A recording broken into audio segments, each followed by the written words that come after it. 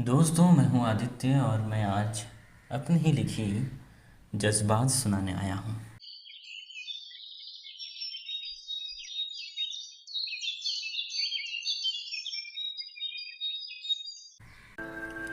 हर दिन की तरह आज भी सूरज की किरणों से क्षितिज में लालिमा थी। मुर्गे की कुकड़ू और चिड़ियों की चहकती आवाज़ से मेरी नींद खुल चुकी थी, क्योंकि मैं सुदूर क्षेत्र में एक छोटे से गांव में रहता हूँ, जहाँ आज भी लोगों की बैठकी में ही गांव की छोटी मोटी खबरों का प्रसारण होता है। मैं भी अक्सर वहाँ चला जाया करता हूँ, लोगों के बीच। यहाँ की मिट्टी की सौंधी खुशबू में अपनापन है। यहाँ की सड़कों में, यहाँ के बाग बगीचों में, और सबसे अहम बात, यहाँ के लोगों में अपनापन है। आज आज भी उसी रोज की तरह मैं उसी आम के पेड़ के नीचे बने चबूतरे में जा बैठा था, जहाँ सुबह होते ही लोगों की बैठकी लगती थी। हालांकि यहाँ औरतें नहीं आती थी, क्योंकि उनकी बैठकी शाम को मोहल्ले के चापाकल के पास लग जाया करती है। प्रणाम पंडित जी, क्या हाल समाचार? मैंने यूं ही अपने को सहज महसूस कराने के लिए उनसे पूछ लिया था। खुश रहो, सब बढ़िया, बस ये कोरोना के चलते आजकल घरे में रहना पड़ता है। गुजरते हुए पंडित जी ने भी जवाब दे दिया, हमेशा की तरह।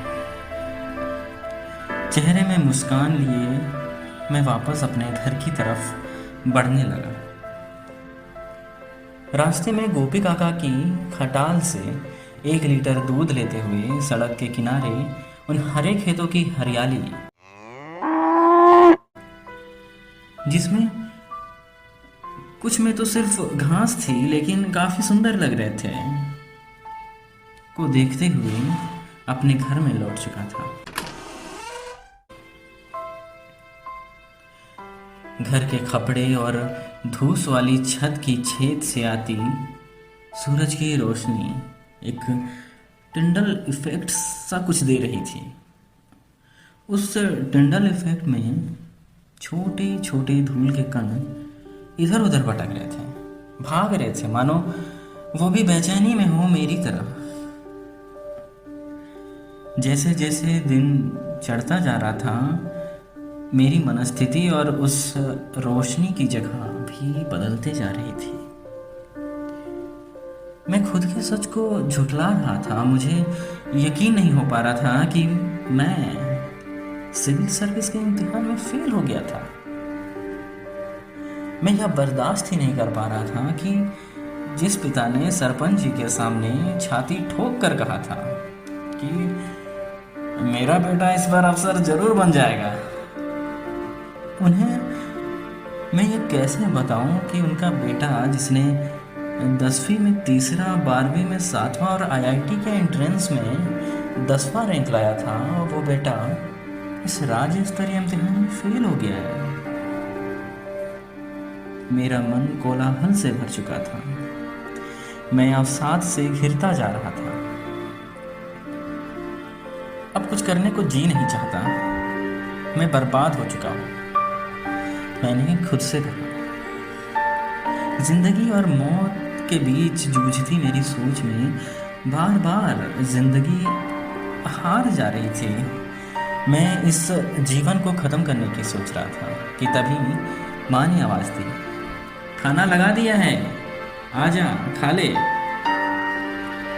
खाने के लिए यहाँ कोई टेबल या कुर्सी नहीं थी, बस एक चटाई थी, वो भी बीच में मोड़ के यूं ही मिट्टी से लिपे ज़मीन पे तरीके से बिछा दी गई थी। थाली में 2 रोटी थी, थोड़ी सी चावल, दाल, साखिन की सब्जी, और माँ का ढेर सारा प्यार था, अपनापन था।